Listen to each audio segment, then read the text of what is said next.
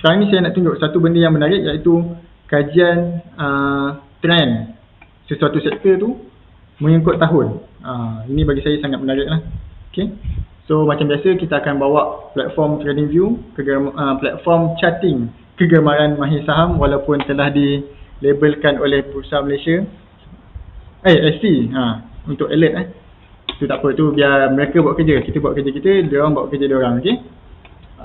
Macam biasa, kalau tadi kita dah sebut teknologi, ada tuan-tuan perempuan banyak yang sebut teknologi, so kita pun keluarkanlah saham indeks teknologi indeks Bursa Malaysia Teknologi Index, keluarkan.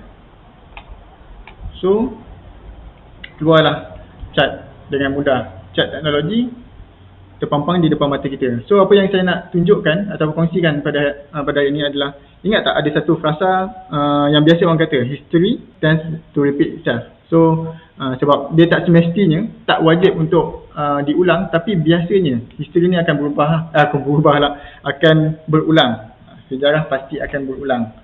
Apa yang saya buat ialah saya akan bahagikan, pecahkan sektor ni kepada tahun-tahun. So kita nampak pergerakan daripada awal tahun hingga akhir tahun, apa yang berlaku dalam sektor tu. Okey. Sebagai contoh, pada tahun 2021, awal tahun 2021, kita buat garis macam tu. Kita tanda kat semua awal tahun, okey. Ni 2 Januari pun boleh, untuk kita buat kajian berdasarkan sektor ni. So di akhir perkongsian kita ataupun apa yang kita buat ni, apa yang kita nak ialah kita dapat simpulkan sekarang ni ataupun akan datang pada tahun ni, apa yang akan berlaku kepada sektor teknologi. Okay? Dan of course, apa yang kita boleh buat adalah kita cuba mencari peluang untuk masuk ke mana-mana kaunter teknologi kalau akhir kesimpulan dia adalah sektor teknologi akan meningkat lah. Okay? So ni saya dah buat 4 garisan. Kenapa 4? Sebab kalau nak lebih anda buat sendirilah. Sekarang ni saya nak tunjukkan 4 je. So saya tunjukkan bagi semua nampak. Nampak sikit lah, tapi macam kecil sikit. Anda semua nampak kan? So apa yang kita boleh buat? Ni kiranya 4 garisan ni mewakili 4 tahun tak? Betul. Yang belah kanan sekali ni adalah tahun 2021 yang sampai bulan April saja. Bulan Mac. Maaf, kita tak sampai April lagi. Bulan Mac saja. Kemudian ini adalah tahun 2020. Ini adalah tahun 2019. 2018, yang ke belakang ni anda boleh buat sendiri. Okay? Saya hanya buat sampai 2018 saja. So berdasarkan 3 tahun ni, kita cuba tengok apakah yang berlaku pada awal tahun, pertengahan tahun dan akhir tahun, dan cuba kita simpulkan tahun ni kita cuba predik lah. Kalau saya tak predik, tuan-tuan perempuan sendiri yang boleh predik berdasarkan apa yang kita dah tengok pada hari ni. Okay? So kita tengok pada tahun 2017 hingga 2018. Tahun 2018 lah ni, senang cerita. 2018 apa yang berlaku pada awal tahun sehingga bulan April, okey, kita nampak penurunan lah. Kalau senang kita tengok market structure dia membuat downtrend lah. Okey. So kemudian selepas daripada bulan April ni, kita nampak dia melakukan sedikit kenaikan. Tak adalah sedikit, dia membuat kenaikan sehingga dia bertemu balik dengan harga, hampir bertemu pada poin yang sebelum ni. Dan ini bulan apa ni? Bulan September. Dan selepas tu dia menjatuh sehingga akhir tahun. Dan benda yang sebaliknya berlaku pada tahun 2019, apa yang berlaku? Kalau 2018 ni kita tengok dia berlaku penurunan dulu, tapi sebaliknya berlaku untuk tahun 2019. Pada awal tahun dia berlaku kenaikan dan dia jatuh sikit, kemudian dia naik sampai ke sudah. Sampai hujung lah senang cerita. Sampai akhir tahun dia naik.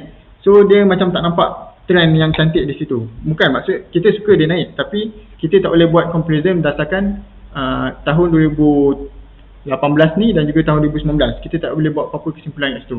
Jadi kita teruskan lagi dengan tahun 2020. Instead of course semua orang tahu kenapa ni jatuh, dan seterusnya dia naik dengan meletup lah. Melebihi, okay?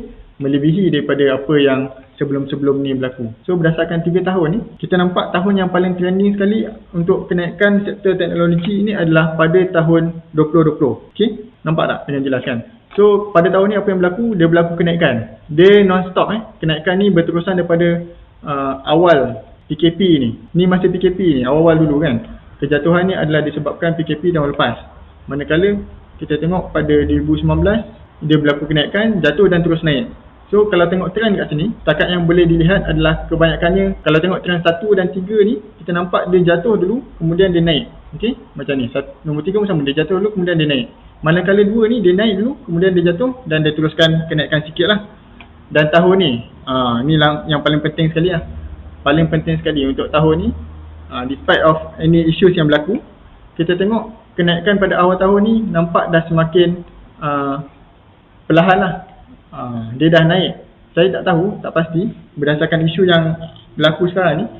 Kalau setakat bacaan saya, kita tahu teknologi ni memang sangat trending dan mostly ramai yang target dia akan pergi lebih tinggi lah. Tapi setakat yang pemerhatian saya, mungkin sedikit kontra lah dengan yang lain. Sebab kita tengok, kita tahu dalam mana-mana market sekalipun, saham ni kalau dia akan fly, dia tak semestinya dia akan terus fly lah.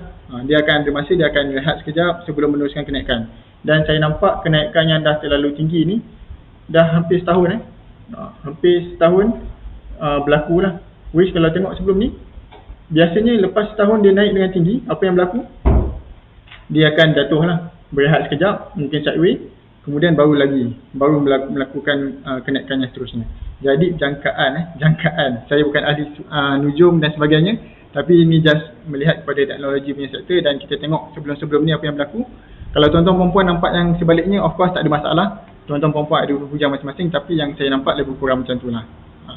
Okay, so itu saja berkaitan dengan kajian. Yang pertama tadi saya tunjukkan berkaitan dengan sektor dan juga macam mana nak tengok counter-counter yang ada dalam sektor. Dan of course, seterusnya saya bahagikan dalam satu sektor yang kita ambil sebagai contoh teknologi. Kita boleh buat comparison antara tahun ni, tahun lepas, 2 tahun lepas, 3 tahun lepas. Which seterusnya kita boleh cuba untuk membuat ramalan, ramalan bacaan untuk lepas ni apa yang berlaku. Tapi of course lah, ramalan ni tidak akan tepat kalau kita just mata-mata melihat kepada chart. Ramalan ni akan lebih kuat dan lebih tepat kalau kita kaji juga apa yang berlaku, isu semasa, macam mana sumbangan teknologi pada zaman sekarang ni, adakah mendapat supply dan demand seperti yang Tuan Ikhlas terangkan pada hari Isnin yang lepas. So of course kalau supply sikit, demand tinggi, teknologi sekarang ni macam kita tahu banyak sangat. Harga laptop pun semakin lama semakin mahal. Nak musim PKP ni pun ada chip processor daripada US tak sampai lagi kat Malaysia ni. So itu semua menyebabkan supply di Malaysia ni semakin berkurang. Dan of course demand tu sangat tinggi lah, sebab semua orang nak membeli laptop. Tapi sekarang ni orang dah mula masuk sekolah, kanak-kanak pun dah mula masuk sekolah. So diorang nak jual balik laptop yang diorang dah beli. Anak-anak tak pakai pun benda tu. So kalau anda ada laptop yang terlebih, boleh PM saya. Saya macam nak cari laptop sekarang ni. Itu saja. Itu saja perkongsian saya pada hari ini, petang ni. Harapnya bermanfaat.